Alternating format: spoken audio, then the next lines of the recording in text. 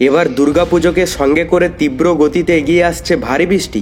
গত কয়েকদিন ধরে পরিষ্কার আকাশ থাকলেও এবার কিন্তু ঘূর্ণিঝড়ের প্রভাব পড়তে চলেছে বাংলার বুকে। কিন্তু ঠিক কোন এলাকায় ঘূর্ণিঝড়ের প্রভাব পড়বে এবং কোন দিকেই বা ভারী বৃষ্টি হবে তা নিয়ে এই ভিডিওতে আপনাদেরকে বিস্তারিতভাবে জানিয়ে দেব। আপনি ভিডিওটি অবশ্যই শেষ পর্যন্ত দেখবেন। ভিডিওটি ভালো লাগলে একটি লাইক করবেন, আর এইরকমই লেটেস্ট ও হেল্পফুল ভিডিওগুলি সবার প্রথম দেখার জন্য আমাদের চ্যানেলটিকে সাবস্ক্রাইব করে পাশের বেল আইকনটি বাজিয়ে দেবেন। চলুন এক নজরে দেখে নেওয়া যাক। পুজোর আগে রাজ্যবাসীর জন্য স্বস্তির খবর, এবার সময়ের আগেই বিদায় নিতে শুরু করলো বর্ষা। মৌসুম ভবন জানিয়েছে 15ই সেপ্টেম্বর দেশের উত্তর পশ্চিমাঞ্চল থেকে দক্ষিণ পশ্চিম মৌসুমি বায়ু সরে যাওয়া শুরু করবে। সাধারণত এই প্রক্রিয়া শুরু হয় 17ই সেপ্টেম্বর থেকে। পুরোপুরিভাবে বিদায় ঘটে 15ই অক্টোবরের মধ্যে। এই রাজ্যেও তার প্রভাব পড়বে। এই বছর বর্ষা ছিল অনেকটাই বৃষ্টিময়।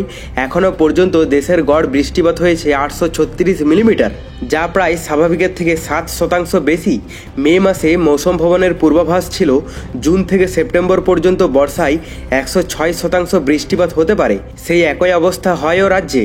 হাওয়া অফিস জানিয়েছে পশ্চিমবঙ্গ থেকে খুব শীঘ্রই বর্ষা বিদায়ের প্রক্রিয়া শুরু হবে, যদিও এখনও সঠিক তারিখ ঘোষণা করা হয়নি। দক্ষিণবঙ্গে বৃষ্টি ক্রমশই কমছে, তবে সপ্তাহান্তে আবহাওয়া মোটামুটি শুষ্ক থাকার সম্ভাবনা রয়েছে। অপরদিকে উত্তরবঙ্গে বৃষ্টির দাপট এখনও অব্যাহত। বিশেষ করে কোচবিহার, দার্জিলিং, কালিম্পং এবং উত্তর দিনাজপুরে বজ্র বিদ্যুৎ সহ হালকা থেকে মাঝারি বৃষ্টি হতে পারে। দমকা হওয়ার সম্ভাবনা থাকায় এইসব জেলায় হলুদ সতর্কতা জারি করা হয়েছে। এদিকে বাংলাদেশের কথা বলতে গেলে ধেয়ে আসছে দেশের দিকে প্রায় শক্তিশালী মৌসুমি বৃষ্টিবলয় ঈশান 2। বলে রাখা ভালো, এই বৃষ্টিবলয়টি দেশের উত্তর ও উত্তর পূর্ব অঞ্চল ও দক্ষিণ অঞ্চলে বেশি সক্রিয় হতে পারে। এই সময় অনেক এলাকায় ভারী বৃষ্টির ফলে দেশের নদ নদীর পানি কিছুটা বৃদ্ধি পাবে। এটি একটি প্রায় পূর্ণাঙ্গ বৃষ্টিবলয়, মানে এই বৃষ্টিবলয় সারা দেশে সক্রিয় না হলেও অধিকাংশ এলাকায় সক্রিয় হতে পারে। তবে দেশের নির্দিষ্ট কিছু এলাকায় সক্রিয় হয়ে যথেষ্ট বৃষ্টির সম্ভাবনা আছে এবং এই বৃষ্টিবলয়টি দেশের প্রায় 70% এলাকায় বেশি বৃষ্টি ঘটাতে পারে।